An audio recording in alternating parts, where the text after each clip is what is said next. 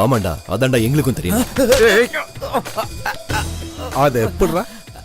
முதல்ல செத்துருவேன், அப்புறம் பாட்சா ரஜினி மாதிரி உயிரோட வருவேன். இந்த மாணிக் பாஷாவோட மாணிக்கத்திலேயே 4 தட்டு தட்டினா உண்மையை சொல்லுவேன். தட்டிடுவேன்.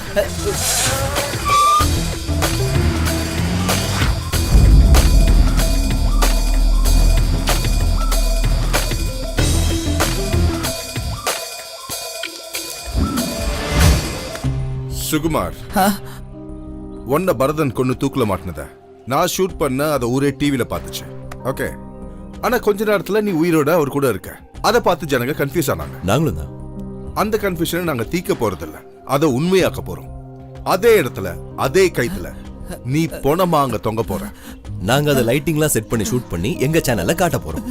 இதுல எதிரா உண்மைன்னு மக்கள் தான் பைத்தியமாக போறாங்க. நான் உண்மையா சொல்றேன் சார், இதுக்கு எனக்கு எந்த சம்மந்தமும் இல்ல. அவங்க உண்மையிலேயே என்ன கொல்ல போறாங்கன்னு தான் நினைச்சேன்.